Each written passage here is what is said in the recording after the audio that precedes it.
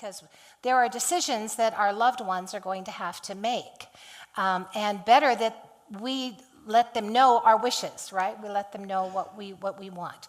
So we're going to talk about that. We have a lovely guest with us. Karen Gutierrez is here from Amadeus Hospice Care, and she's going to, at the end of this session, the second half of this session, is she's going to explain palliative and hospice care and the differences and the benefits.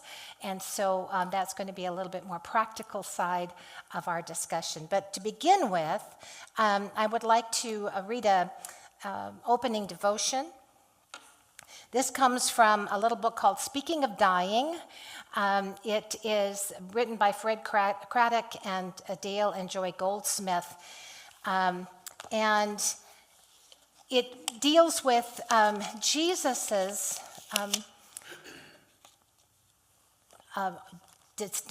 talking, his discussions, his perspective on death.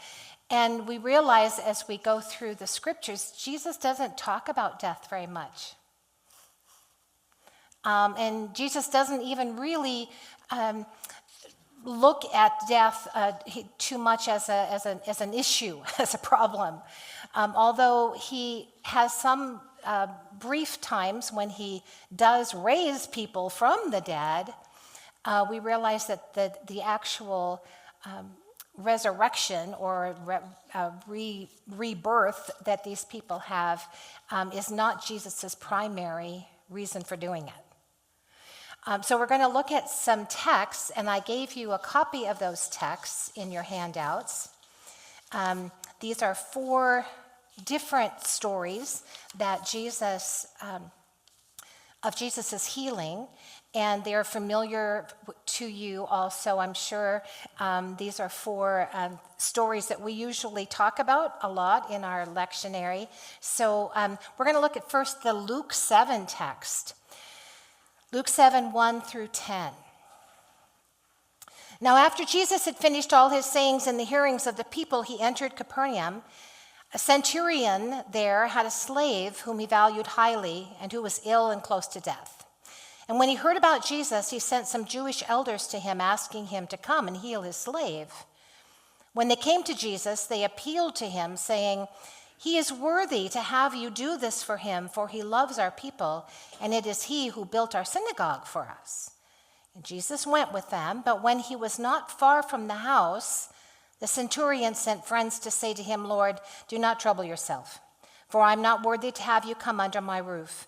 Therefore I did not presume to come to you, but only speak the word and let my servant be healed. For I'm also a man set under authority, with soldiers under me, and I say to one, 'Go,' and he goes, and another, 'Come,' and he comes. And to the slave, 'Do this,' and the slave does it." When Jesus heard this, he was amazed at him, and turning to the crowd following him, he said, "I tell you, not even in Israel have I found such faith."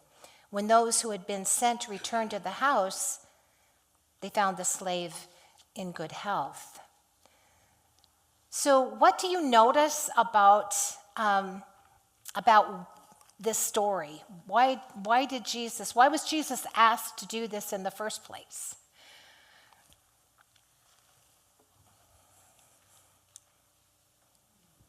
Why do you think that they asked Jesus to heal? And who was the centurion, by the way?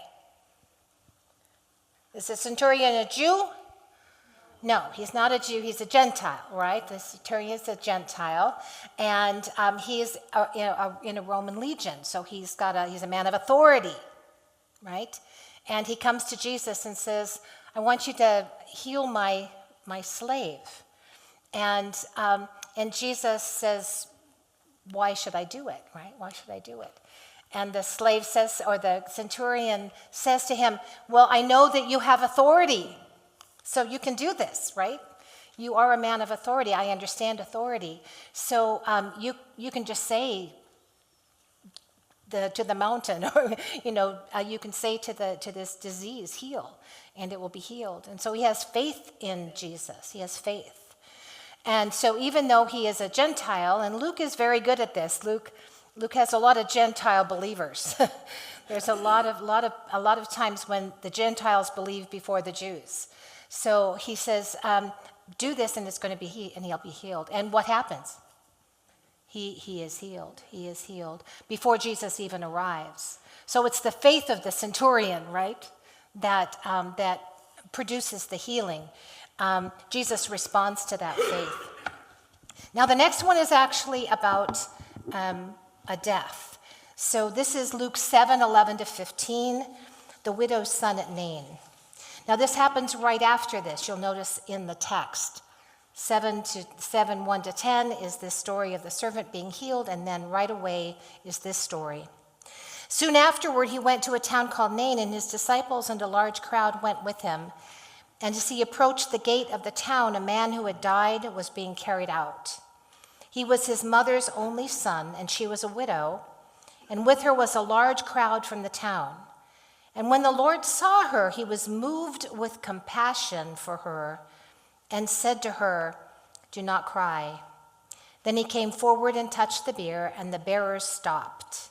And he said, "Young man, I say to you, rise." The dead man sat up and began to speak, and Jesus gave him to his mother. So who asked Jesus to do this? Nobody. Nobody. But it says Jesus was moved with compassion. And that word compassion means, literally in the translation, means his gut was churned up. he had this deep sadness or trouble in his very soul, in his very body when he saw this. Why do you think he was so upset, so compassionate for this woman? How was she identified, Karen? Well, she was a widow. She was a widow. She's a widow, and boy, widows then, she's going on, her son had died, and what was she going to do? That's right. So she was a widow, and this is her only son, the text says. So she was left with nothing, desolate. Widows in those days, if they did not have a male in the family to care for them, they really had very few choices in life. And so Jesus, without even realizing it, didn't know her at all, but of course knew this situation, saw her, realized, had this compassion, and he raised this young man from the dead. So Jesus is responding not so much to this boy, to this young man, as to the relationship that this young man had with his mother and the need that the mother had to have this son back in her life. So again, it's about relationship, right? The centurion had this really wonderful relationship to this slave who meant a lot to him. This was not just a slave, it was a trusted servant, a friend even. And the widow, of course, had this wonderful relationship with her son. Okay, we got one more on Luke 8:40-42 and 49-56. We're going to skip over one of the stories here, but I'll tell you about it in a minute. So here we go. Now when Jesus returned, the crowd welcomed him, for they were all waiting for him. Just then there came a man named Jairus, a leader of the synagogue.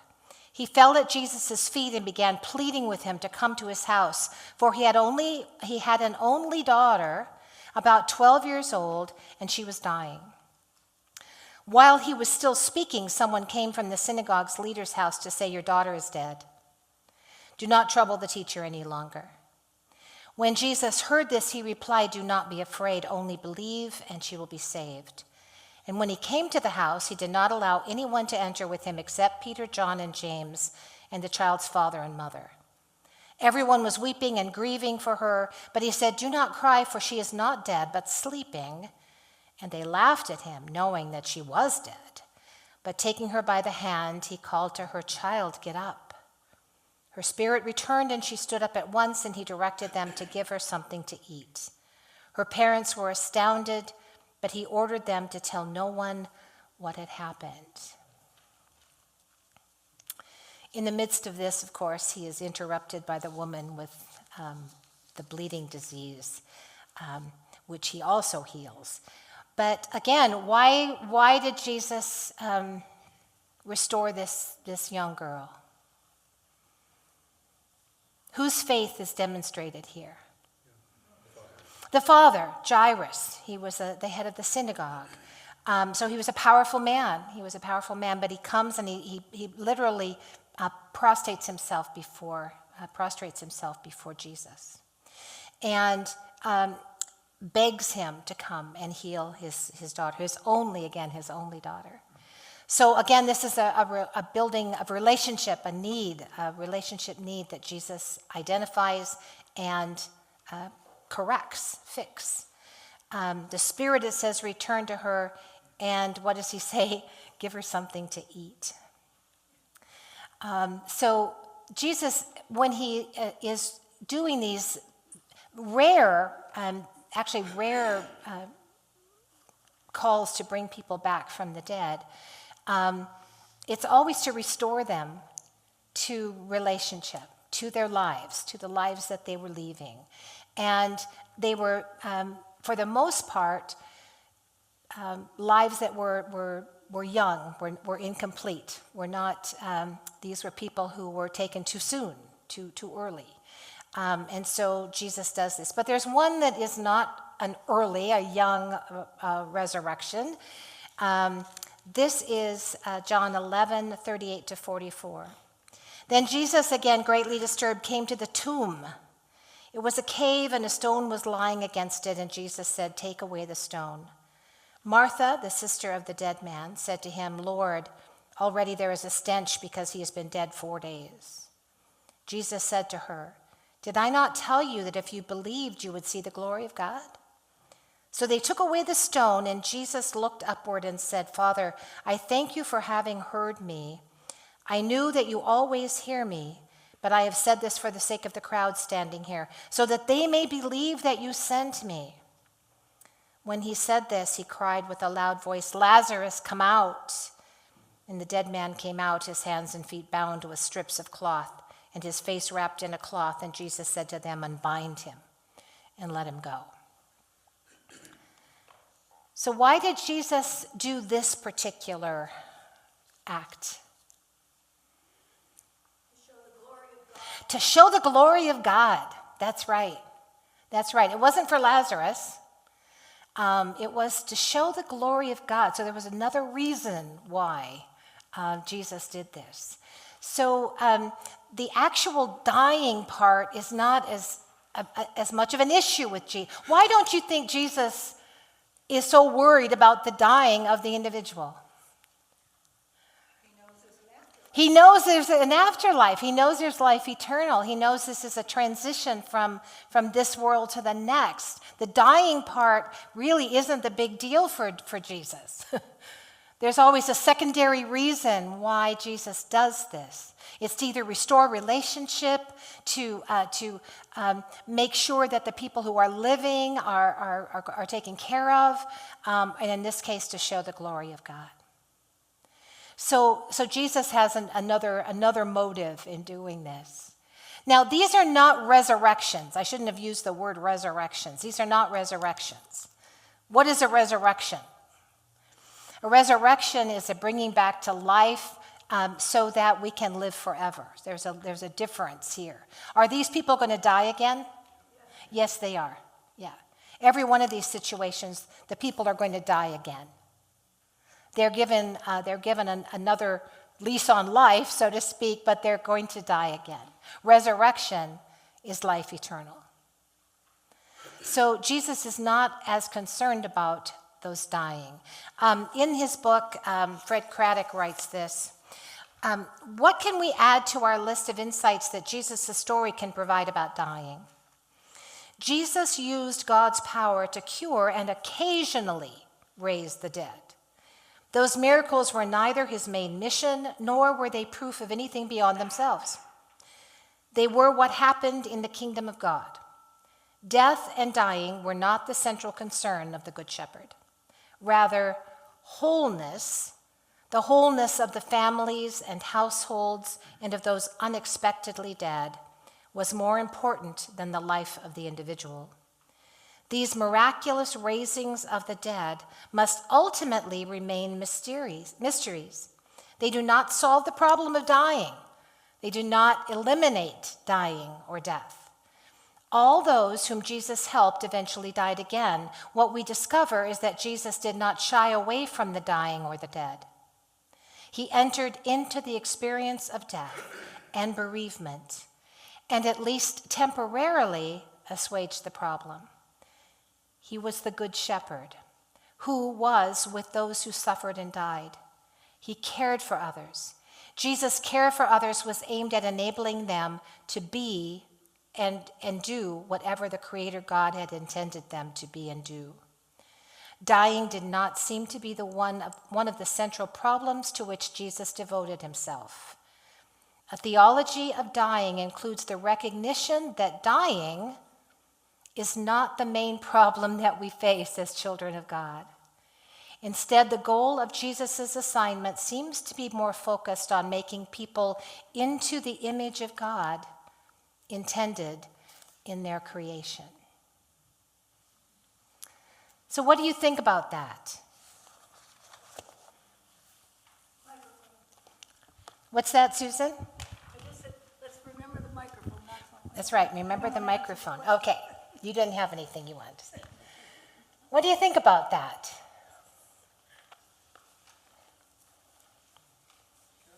Jim? We are all mortal. We know that.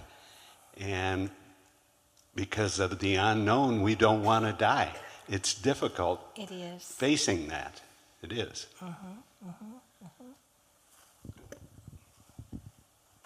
Other thoughts? Yes. Whoop. I'm going to get my steps in today. No, that's okay. I'm going to get my steps in. Well, I think you're focusing on the miracles here of life and death, but throughout the Bible, when he does other miracles, such as when people are blind or people that, he has a message. He's trying something with his disciples, and he's trying to give a message. Something that's lacking either in their faith, or he's trying to make an example here that brings the aha. It's a lot of shock and awe, because if you look at his miracles, they all have messages for who he's either preaching to or his disciples. So, yes, I understand what you're saying about death, but miracles in and of themselves have a message in and of themselves. Of course, yes, of course. They're not done just for the miracle itself. They're done for, yes, that's right, yeah. Other thoughts? Questions?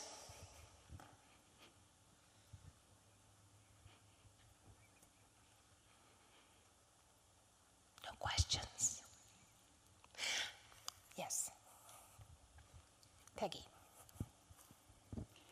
Well, I was just thinking, in the case of Jairus' child, he said, "Tell no one." Yes. And yet the word spread. And with Lazarus, there were probably just a few people there, but the word spread.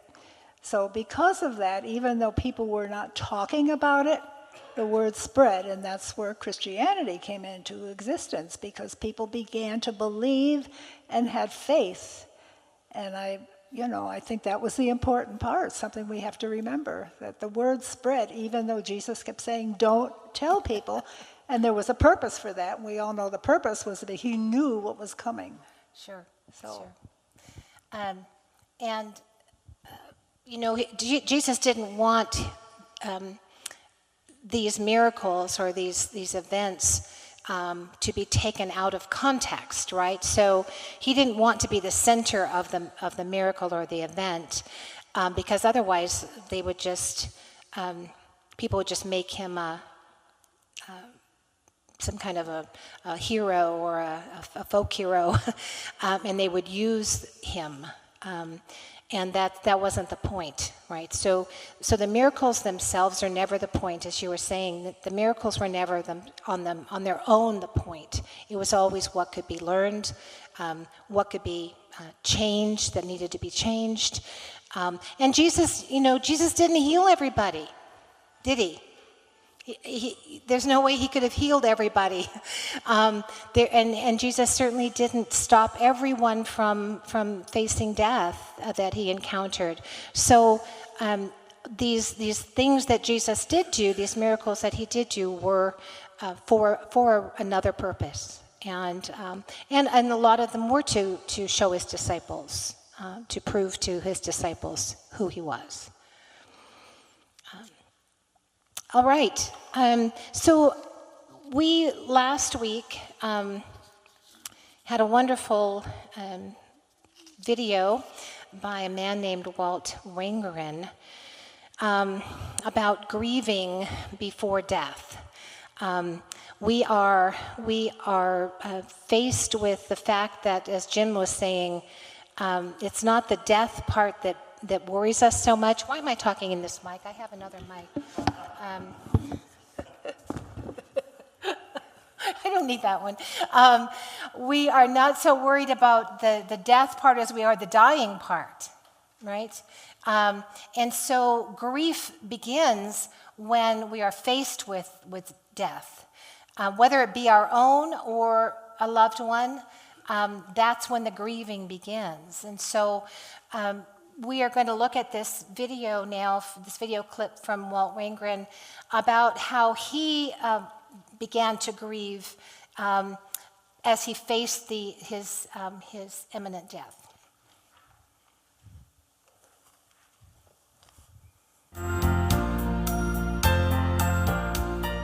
So Jesus told them this parable.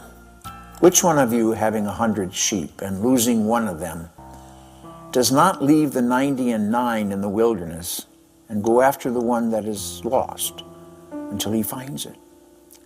When he has found it, he lays it on his shoulders and rejoices. And when he comes home, he calls together his friends and neighbors, saying, "Rejoice with me, for I have found my sheep that was lost." Just so I tell you, there will be more joy in heaven over one sinner who repents than over 99 who need no repentance. At the end of the last segment, I talked about my son Matthew and how hard he took the news that I have cancer. I believe that when one begins to grieve over the loss of somebody dear to him or to her, in fact, they are grieving over the death that they are about to die. I think Matthew saw the limits of his own life, because at my death, he would feel that something profoundly important to his life was being cut away, just as if you could cut away a leg, 2 legs, arms, or an entire identity. Life is experienced in relationship. There may be all kinds of definitions of what life is. In the Old Testament, particularly as God spoke to Noah, God said life is in the blood. For which reason you don't eat blood, for which reason you do not shed the blood of your brother or your sister. Later on in Scripture, it becomes important to realize that life is in the breath. And so they believed, when the breath escapes the mouth for the last time, then you have, as it says about Jesus, given up the spirit. Or they said, breathed your last. So that this breath was just like the breath that God breathed into red clay, and that clay became Adam. It was the breathing of God that made the man alive. If life is experienced in relationship, then what is death? Well, not so much what is it, but how do we experience it? We experience it in the breaking, in the sundering of the most important relationships of our life, because that's where our life is, in that relationship. That's how our life is experienced, in the exchange that we have with those who are most important unto us. That's how we know who we are. My wife really is my most important mirror, because she tells me the truth about myself more than anybody else does. I know who I am in my wife's eyes. in the tones of her voice, which love, appreciate, get angry with, blame me. All of that is the experience of my life. In my relationship with my children, in their relationship with me, when that breaks, my son begins to fear, to know, and to grieve what? Certainly the end of a very important part of his life. When I break away in some real effect, it's not just that his father dies, but his sonship passes away as well, hence the grief. More important than that, what Matthew is suffering, though he doesn't know it, we should know it, is the limitations that surround life altogether and always. The young man and the young women think that there's something infinite about their existence. They can power through any trouble. The two have just fallen in love with one another. When I'm counseling them for marriage, I say, these are the troubles that are coming. They quietly think, but not for us. Why? Because we love each other better than anybody else does. You see, when we're young, we think we are limitless. What we experience in the sundering, close relationships, friends, whole communities when we move away, what we experience is the absolute knowledge that our lives are limited. In the Scriptures, especially in the New Testament, there is a word that Jesus uses in order to describe what death is like. I just read to you from Luke chapter 15, beginning at verse 3. The word which is used for this single sheep becoming lost is the Greek word apollumi. Yet that same word used for lost is also used for death. A sheep is separated from the source of its life, from the shepherd. A sheep is separated from 90 and 9, from its community, and it moves into a kind of an isolation, solitude. The sheep experiences that as a dying. It's dying in that separation, in that singularity, just exactly the way a person cut away from a community, an important community, or from important relationships, experiences a dying in the wilderness. Jesus goes on to another parable that you're very familiar with. It's the parable of the prodigal son. You will remember that the prodigal son cuts off the father altogether. Now we get an even clearer idea of what dying is. The relationship that's sundered is between the Father here, as Matthew and me, but no, the Father God. God is the source of everything upon which we live. God is the infinitude of our lives, not we ourselves. So when the prodigal breaks from his father, he breaks from every source that would allow his life to continue. The money he takes runs out. The weather becomes severe and cuts him off.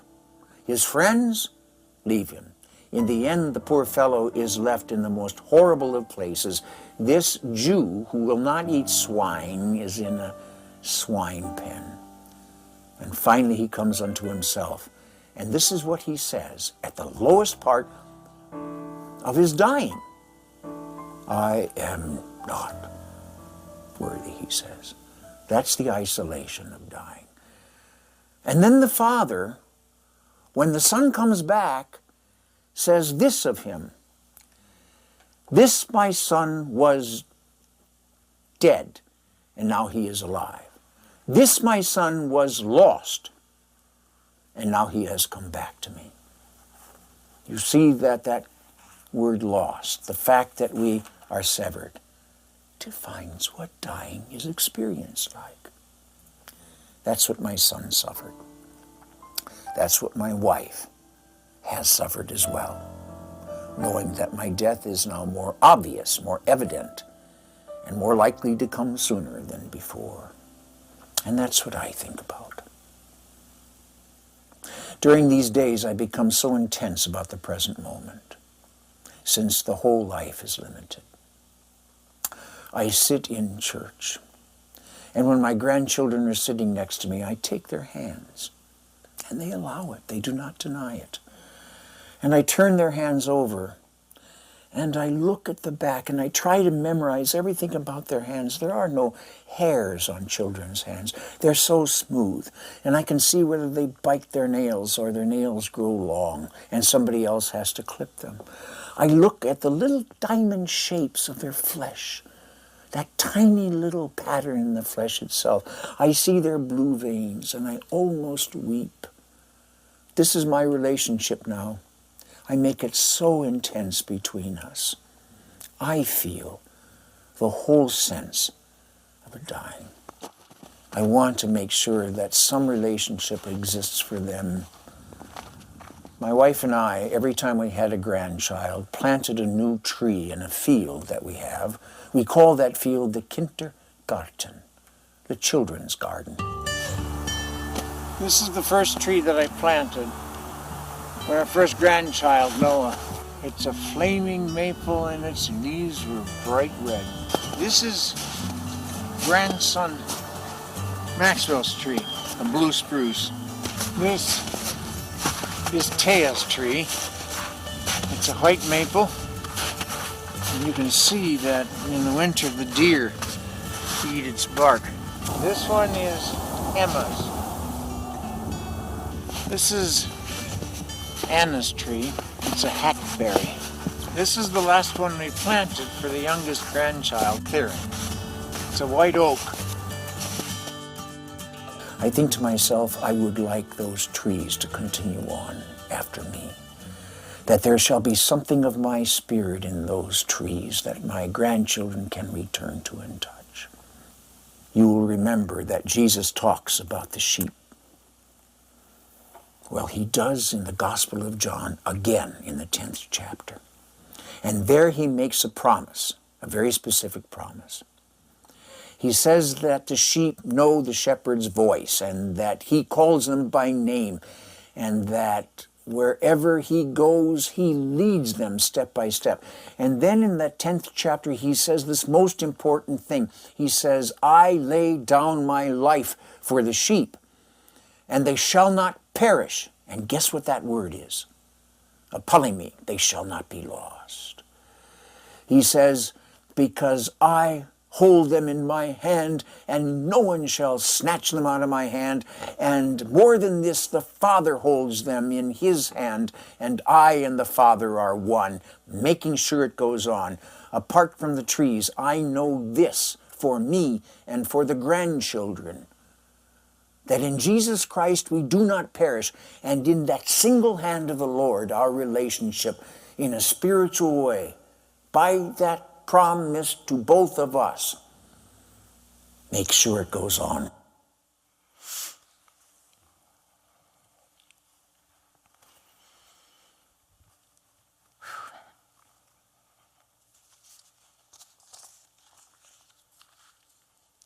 Let us pray.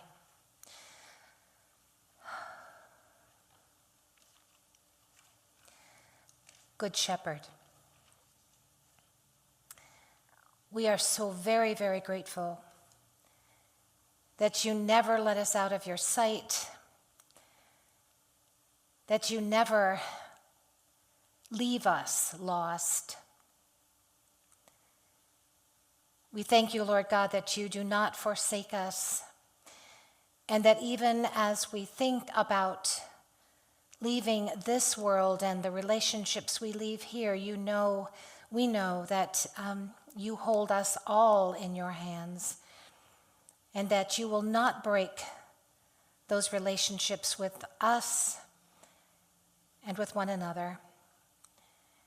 And so we ask you, Lord, to fill our hearts with peace as we consider the losses that we will face, knowing that we will hear your voice say, come, you are home, you are beloved, you are mine. Amen. Any comments about the video that we just watched. Has he died? He has died, yes. He did not die as recently as the video. He did not die at that point, but he died several years later, yes. So he has died.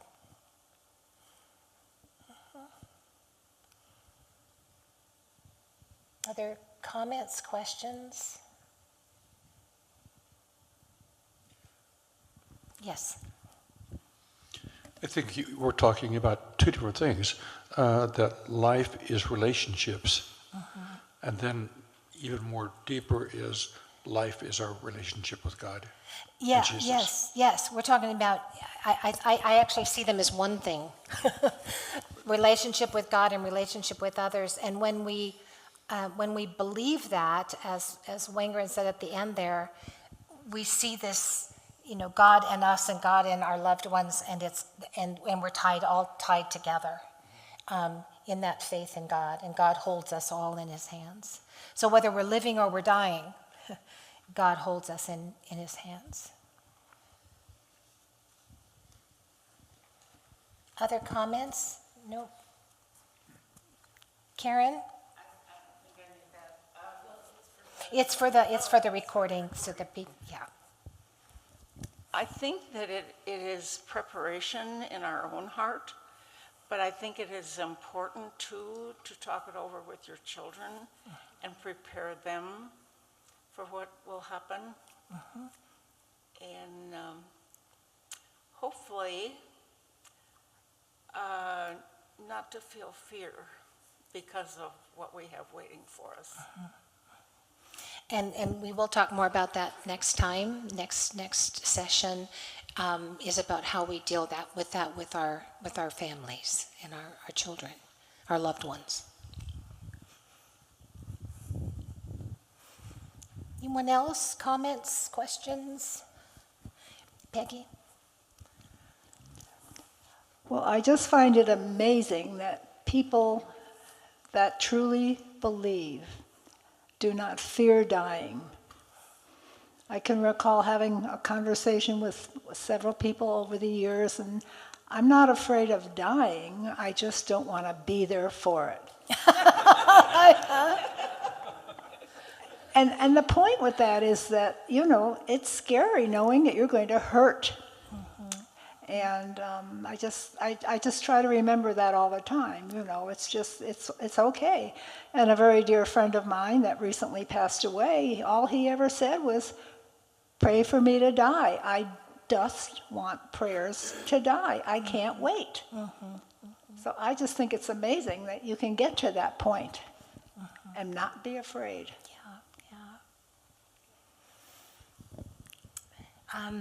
And that's probably because he's embraced that notion that he's going home. And the dying part is the scary part, right? Because we don't know what that's going to be like, and oftentimes it is painful, and oftentimes it is scary. I keep talking into this mic like I need to. I don't know why I do. Before my husband passed away, we had made out a will here in Arizona, which updated our will from many years ago. And of course, we filled out what our wishes were as far as last measures. Well, recently I reviewed the will with my lawyer, and as we went over the last measures part, she flipped page to page and set it aside, and she said, and she's a believer, and she said, when I deal with believers, they never have any trouble with that part. And it was interesting to see her perspective for me.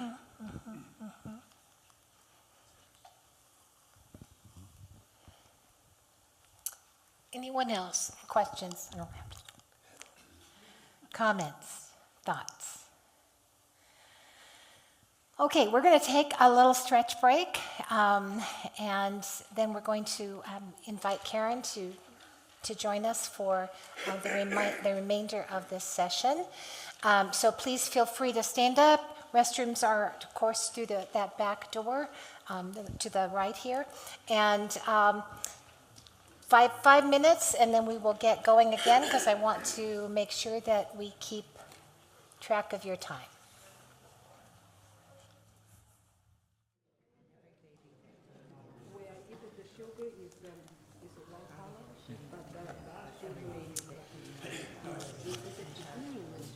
Okay, countdown 1 minute. There we go, yeah, flash those lights.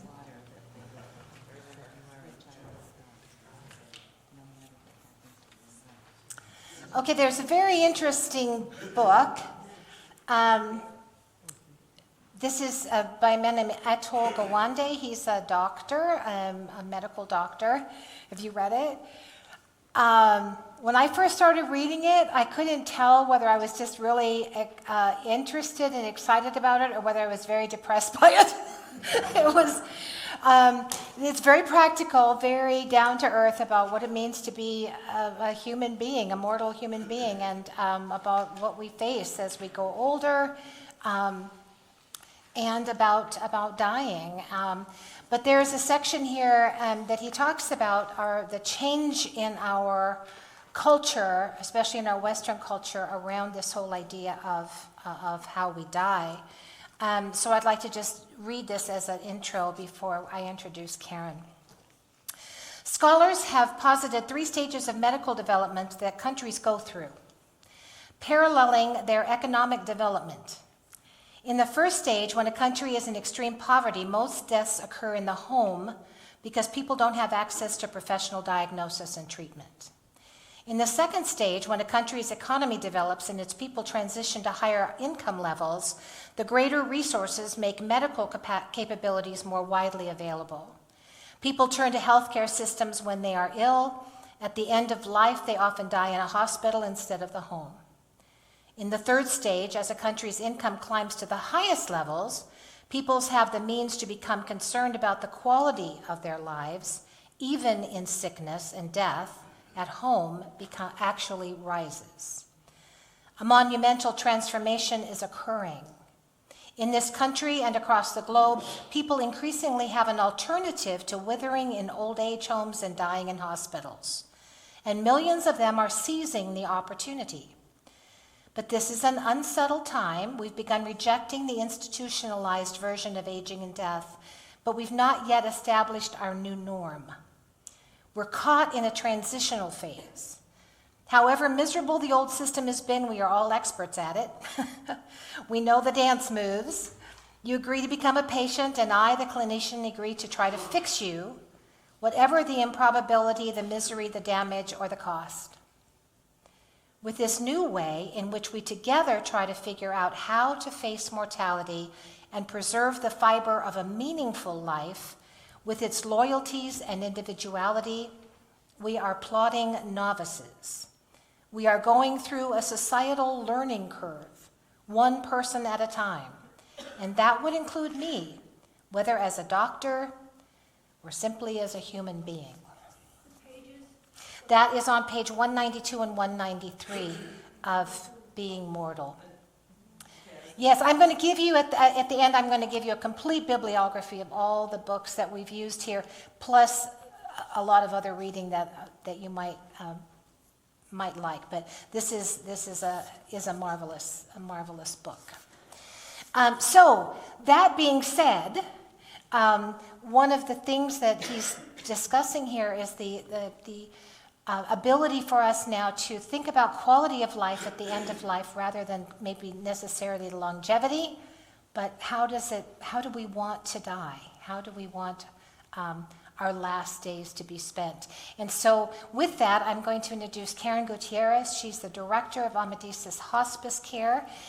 She's going to talk to you a little bit about the differences between palliative and hospice care, what are the resources, and then she's got a lot of goodie handouts for you too. So thank you, Karen.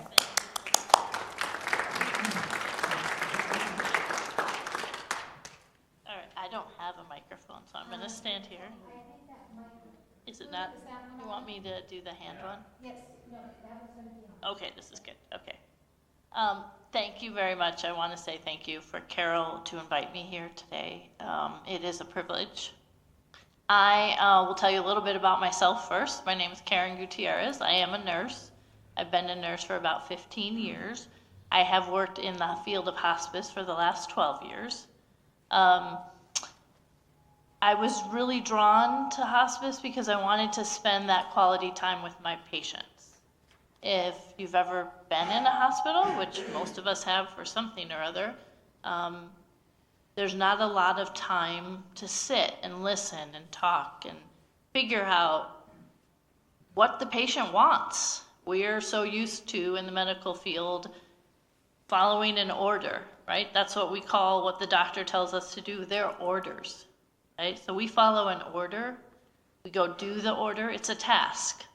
Then we come back and did the order work? Well, if it didn't work, we get another order. Sometimes, if you're very fortunate, the patient has a say in that. Sometimes, if you're unfortunate, you don't. Or you just don't have the ability to understand. I've been on the patient side, certainly as a nurse, and I have the medical knowledge, but what just happened? Wait a minute, slow down, tell me what's going on. And that's, I think that our medical system is getting a lot better and doctors are getting much more prepared to have those conversations. That's why I got into hospice. I'm honored to come and talk to you a little bit. I think hospice is that word that people don't want to say. They don't want to hear. It's a hard word. I will tell you that when I tell people what I do, I just tell them I'm a nurse. And then when they say, oh, what kind of nurse? I say, well, I'm a hospice nurse. And I get the ooh face. And this is the ooh face. Ooh. And I will tell you that when that has happened to me at a social gathering, someone has said to me, you're an angel. This is my husband standing behind me. We're still married, 25 years this month, but no, I'm a human being. I've chosen to do this because I believe deeply that we should all have a choice how we live our lives and how we die. So that's why hospice practitioners do this, because we believe it. We're not special, we're not magical. If I drop something outside, you might hear me say a not nice word. I'm human. But it's about having the choice. So if you have not read that book, Being Mortal, I would really, really highly suggest it. It's an amazing book. As Carol said, the man who wrote it is a doctor, so it really gives you kind of a perspective of him being a doctor, but then also being the son of a terminal patient and navigating that system. It's very good. But one of the things that he talks a lot about is, and what we talk about in hospice, is what matters most. Okay? What matters most to me is not the same as what matters to you or to you. We all have something different that matters most to us, and it's identifying that thing or things so that your end of life experience or your journey can be what you want it to be. And sometimes, to be honest, for most people, it does change along that journey. So at the beginning, it might be one thing. I don't want to have pain. I don't want to have any pain at all. Okay, we can work with that. Then it might be, you know what? I don't want to be sleepy all the time because my grandkids are going to come over and I want to be alert enough at least for an hour so I can enjoy them. So how do we balance my pain with being alert? Then it's sometimes, and I heard someone say that in the audience, I think the woman in blue, I'm done. Having a friend say to her, I'm done. This is it, I want to be done. So there's different things change. So before we kind of get into that, hospice and we have palliative care. So I'm going to kind of tell you the Medicare guidelines for each. So this is the very black and white definitions. And I have some handouts too about this, and I'm happy to answer questions. So palliative care is a benefit through Medicare, okay? It is not paid for through Medicare. So that's one thing just to know. Most private insurance, or if you have a Medicare Advantage, will pay for part of it. It's kind of like any other program where you might, if you have an 80-20 type of deductible, there's a million types of insurance. So don't ask me about insurance, but it's not fully paid for, okay? Palliative care allows you to seek curative treatment and receive palliative care services. So an example would be if a cancer patient was having chemo or radiation or something, they can continue all of those things, blood draws, scans, all of that, and still have palliative. Okay? Palliative is an extra support system. It's above and beyond what you're already getting with your doctors and your support staff. So what is that then? What do I get? You have your same primary care physician who's seeing you now. You have a nurse practitioner who comes out and sees you once a month usually, okay? They're checking in. How are things going? They come to your house, which is nice. You still would go to your regular appointments, things like that. They come in, they'll meet with you. How are things going? Do we need to make any changes? Then they reach out to your primary care physician, who you've selected, and then they have a conversation. Do we want to change any medications? Do we need to send them in for blood work? This is what's happening. So it's that connection. You can get some durable medical equipment, which I see some here, walkers, wheelchairs, that type of thing. Again, it's insurance-based, what your insurance will cover for that. And it just varies by insurance carrier. Medications are still the way you get them now. So if you get your medications at Walmart or Fry's through your Part D, Medicare, or however you pay for them, or you get them mail order, you still get your medications all the same way. That doesn't change, okay? You are not restricted on what you can do. So you are still doing your treatment, you're still doing your healthcare plan, nothing changes. You're just getting that extra visit from a nurse practitioner who's checking in with you, okay? It is not 24/7. So if Friday night at 11 o'clock something happens, you either call your doctor or you go to the emergency room. It is not where the nurse practitioner will come out in an emergent situation. So that's one thing that sometimes people misunderstand. Okay? It is a nice bridge. So if you're not, or your family member or your loved one is not ready for hospice, and I'm just absorbing that word, palliative is a nice bridge. It gives you that extra support system, and you can still continue to do your treatment. Okay? Now, hospice is a Medicare benefit. And when we say a benefit, that means it's 100% covered by Medicare. And there's no copays, there's no deductibles, nothing like that. Worked hard your whole life, have Medicare, this is a benefit. The main difference with hospice is that you are no longer seeking curative treatment. Okay? Hospice is about comfort and quality of life. And this is where that hospice word comes in and people get a little, anxious, and I understand that, because they think it's giving up. Not giving up. You've decided, I don't want to do this anymore. I don't want to do these treatments. I heard in one of the readings that you've decided all of these side effects, they're not helping me anymore. I've done what I think I can do, and I don't want to do that anymore. So there's a lot of misconceptions, though, that we're going to come in as hospice and take everything away. And I hear that a lot. Well, you're going to take away all my medicines? Are you going to take them? No, that's not my job. You have what you have. We are not taking anything away from you. Okay? What we're doing is we're there to support you. We're still going to treat you.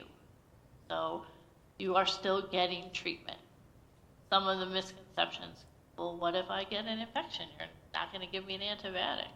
Sure we are. You want an antibiotic? You have an infection, we're going to give you an antibiotic. You have a symptom, we're going to treat that symptom. The difference is we are not going to do an x-ray or a PET scan or a CT scan to figure out why you have that headache. We're going to treat the headache. So that's really, if you think about it, the difference. We also, their hospice provide any durable medical equipment. So if you need a wheelchair, you need an adjustable bed at some point, a walker, all of that is covered. Hospice delivers all of your durable medical equipment to your home or wherever you live. So hospice, we go to wherever you live. So if people live in care homes, facilities, private homes, wherever, we've gone to some very interesting places where people live. We deliver there. Okay? Again, that's covered. Any medications you're on, we also supply. Those get delivered to your home. So it's kind of nice not to have to go to Fry's or Walmart. They get sent to your home.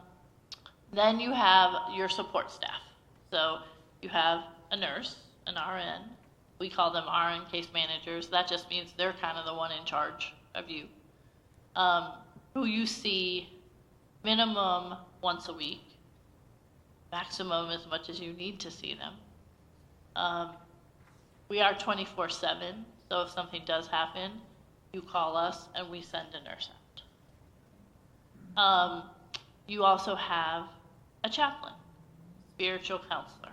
Okay? Our chaplains are non-denominational, so they can support anyone in any religious background. Now, my guess, if anyone was here, was on hospice, they also would have the support here. That's fine too. You can have as much as you want.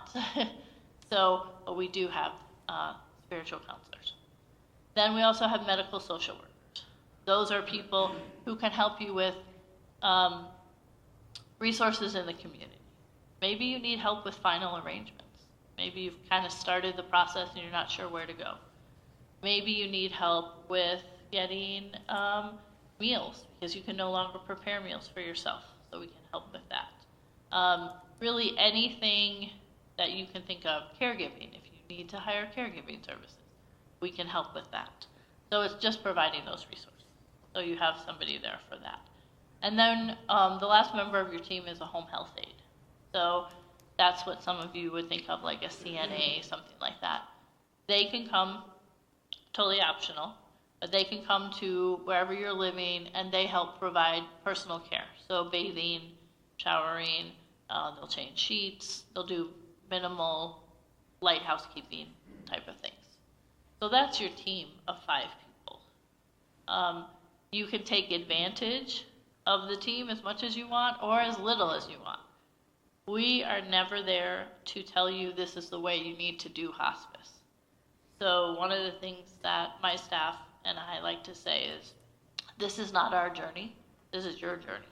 We're along for the ride.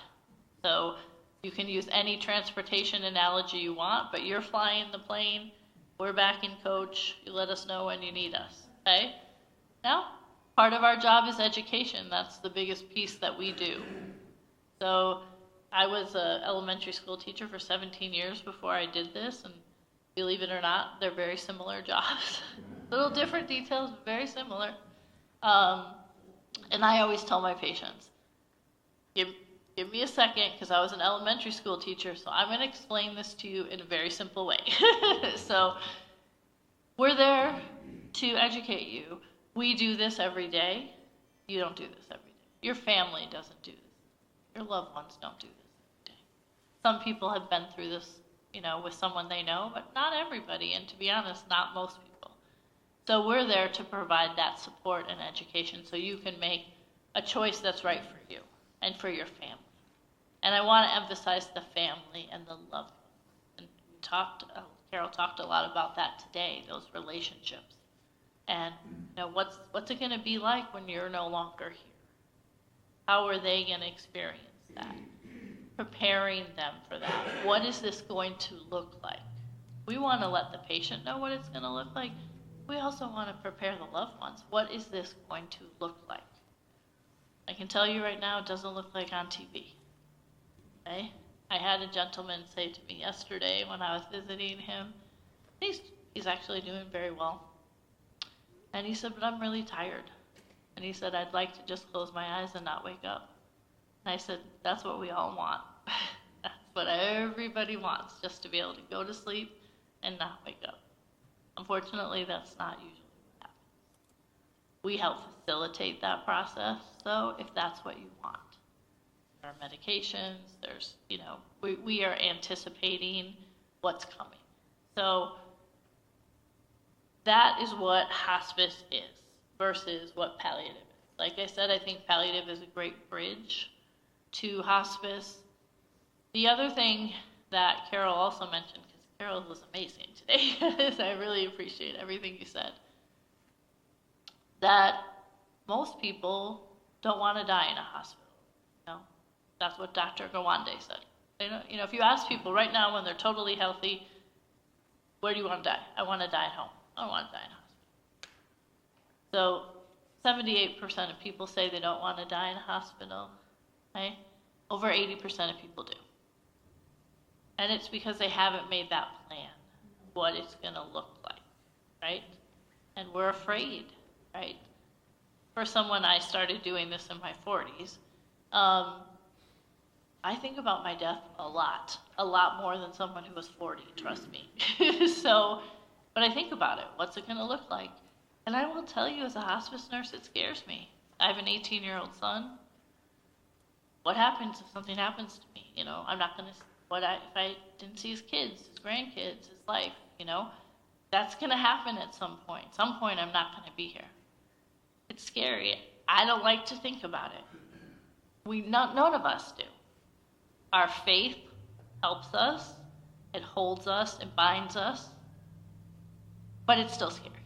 So don't think that we have it all figured out. We certainly do not. But we're there to help and support you. I want to make sure I got everything. So again, really what hospice is about what matters most to the patient and the loved ones. Where do you want this end-of-life journey to go? The other thing is, that's why I lost my train of thought, sorry. Coming onto hospice sooner than later. As nurses, it's the hardest part when someone comes on with just a few days left of their life. We don't get to do all the great things that we can do for you and for your family and loved ones. So you don't need to be someone who has a very short period of time. The hospice eligibility criteria for Medicare is a lifespan of 6 months or less, certified by a physician. So that's like if your disease process continues as we think it might. But I will tell you right now, in our census, there's probably at least half of the people who've been on service for over 6 months. We don't kick you out, okay? Those people are declining over time. They're showing signs of decline, but we're still there to support them, okay? And they're getting all the benefits of what we can offer and what they've worked so hard for their whole life, the Medicare benefit. That's why it's a benefit. It's not something that you need to wait until the very end, the last week. We don't want that. We want you, to come on service and reap those benefits. Okay? But I know it's a hard decision. Hospices will always come out and talk to you. I've gone out to families multiple times. We're not salesmen. We're not trying to get you to come on. We want to help you if you need the help. So don't be afraid to ask the questions. Don't be afraid. Well, I'm not ready now, but I want some more information.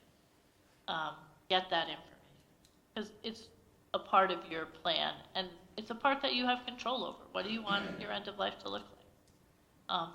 And it's hard in our society. We don't like to think about that, but we're novices at it. Just like Dr. Gawande said, we're novices in this process. We're seeing more and more people take advantage of the hospice benefit, but really across the country, it's about 15% of people who take advantage. A shame. So I have some flyers here. I'm also happy to take questions if anybody has any questions.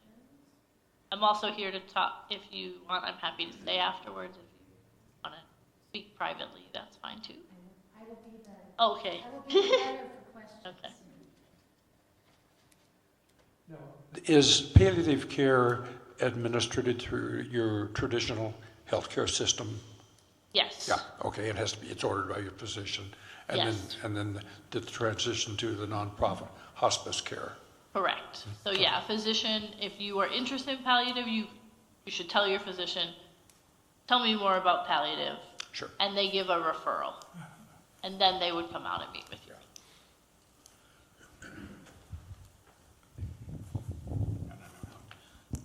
Does Amadeus have inpatient hospice or only home care? So what we do is we contract with facilities in the community to provide inpatient. So without getting everybody to fall asleep, I can kind of tell you that hospice, the hospice benefit, and remember everything's Medicare established, there are 4 levels of care. So what we call routine home care, so that's where you're getting services wherever you live. Doesn't matter where you live, we go to where you are. Then there's something called respite care. So a good example is, an example I can give you that happened this week. The son was the primary caregiver for his father, and he had to have a surgery. And he didn't have anyone else to take care of him. He took care of him in the home. So we arranged for the father, who is the patient, to go to a facility to be cared for. He still gets all the services that he was getting at home. We actually up our services. So we go every day. We see him multiple times a day there. He's getting the care of the facility too. That way the son can go and get his surgery and get taken care of.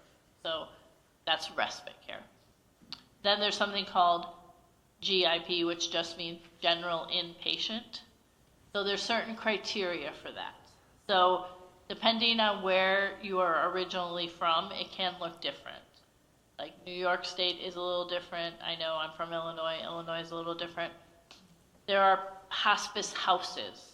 So some communities fund what we call hospice houses, meaning that they're usually non-for-profit. Usually the community or private donors have funded them, and you can go there at end of life.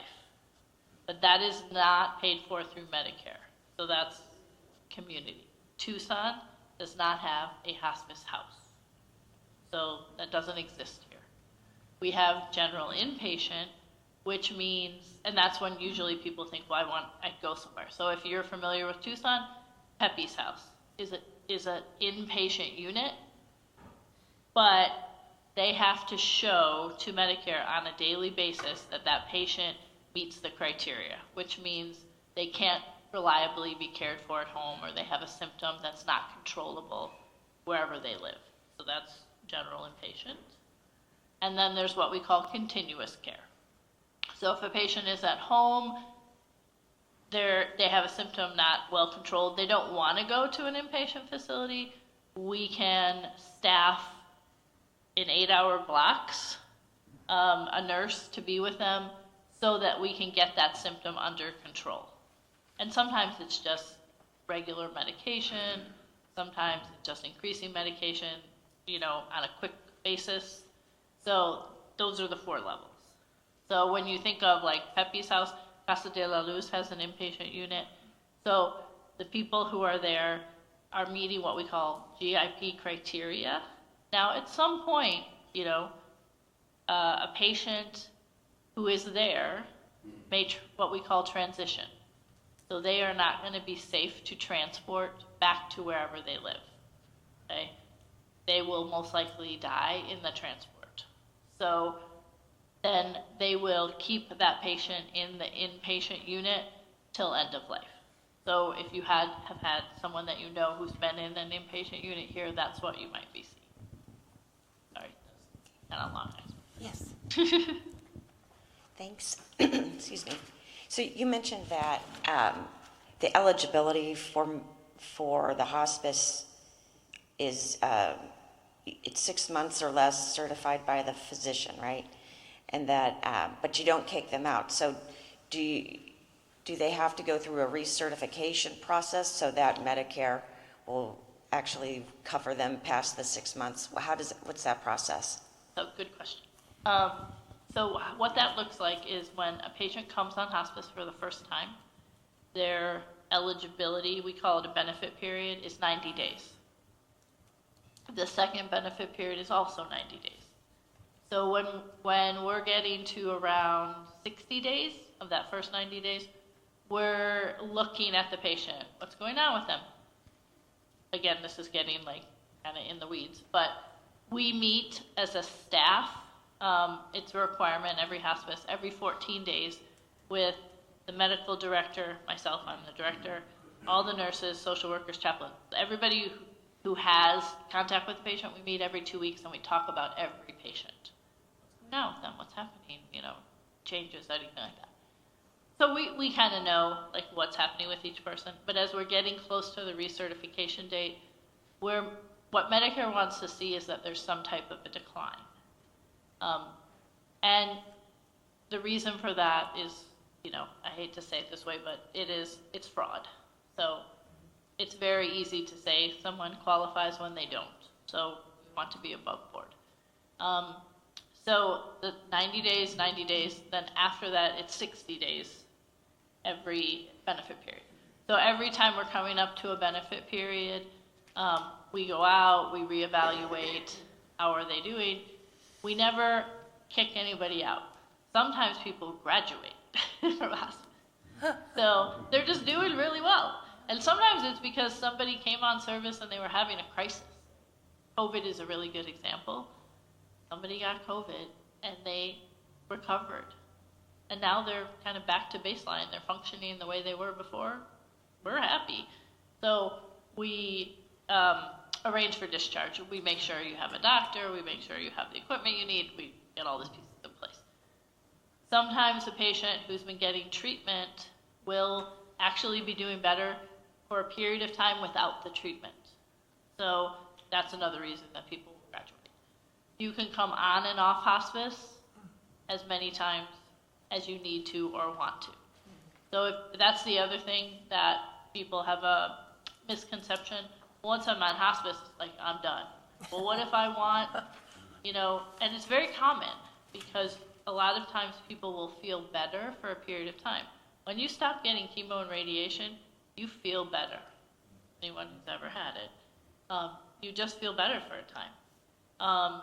And it might be a long time. And then you think, well, maybe the cancer's not here anymore. Maybe it's not. You want to go back and get a PET scan? You should go back and get a PET scan. Come off, we make the appointment. You come off the day before, go get the PET scan, get the results, and you can come back on service. We know how to work it. So you need to get those answers, right? That's part of your journey. So if you say, I want to go get these tests, okay, so let's figure this out so we can get what you need. Does that answer your question? More questions?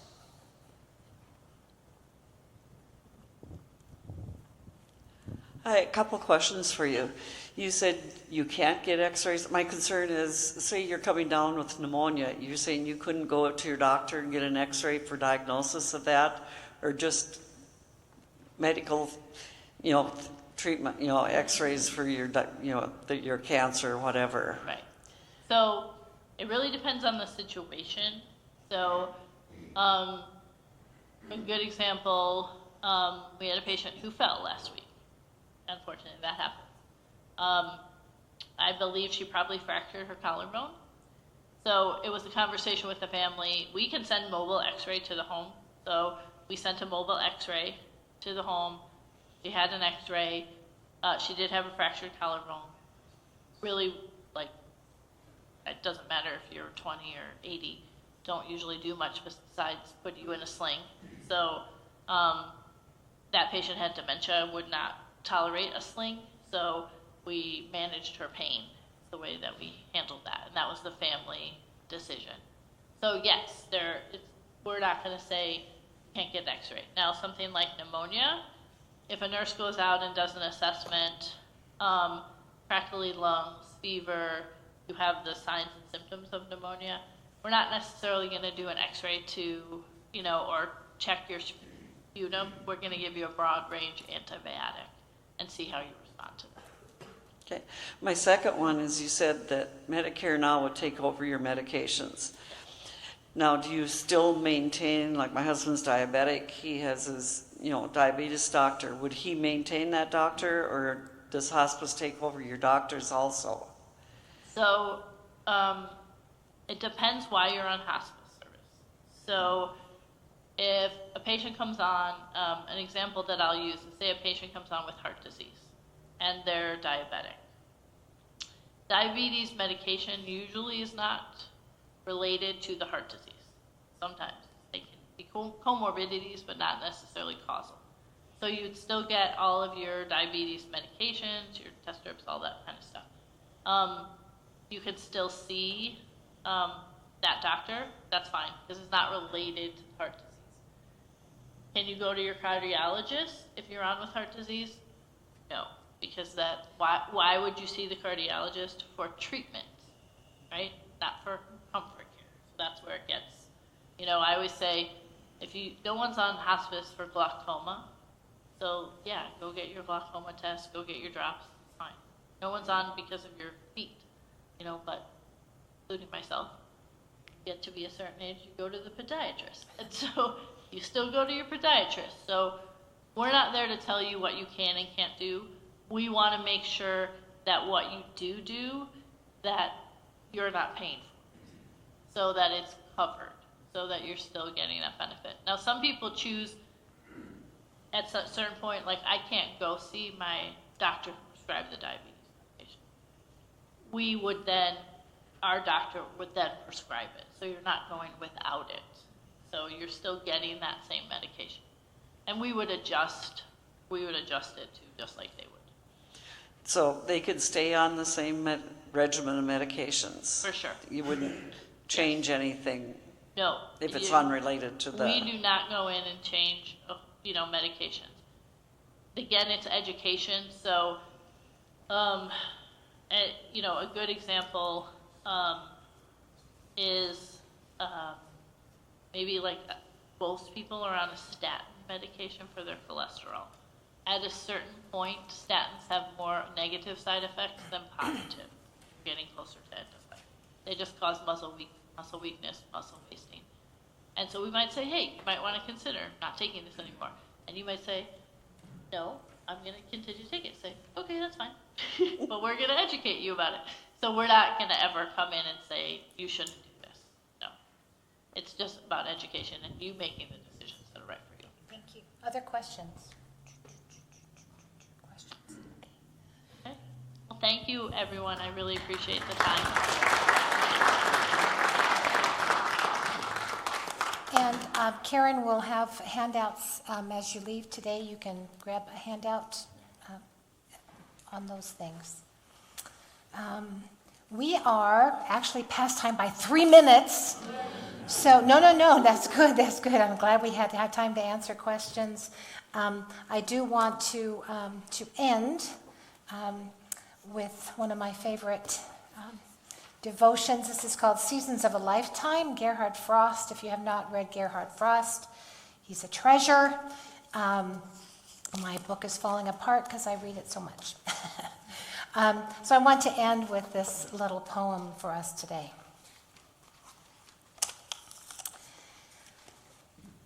In my journey from child back to child, I trip over thresholds. Most troublesome is the one called for his age. My doctor writes of my general health, excellent for his age. It seems that whatever is said to me to describe me, 3 more words are required. They qualify everything. But I smile as I remember they used to say the same many long years ago. My, but he's beginning to eat well with a spoon for his age. Time. Once I had too little. Now I have too much. Once I was a needy person. Now I am again. Or have I always been?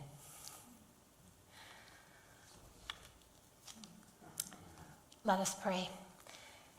We thank you, gracious God, for this time we've had together. We thank you for new information, for reflection, for just time to settle into what we know is coming in our lives, so that we might be better prepared to, as we said last week, to die well. We pray all of this, Lord, in the one to whom we trust, to whom we put our lives, you, the Good Shepherd. Amen. See you next time.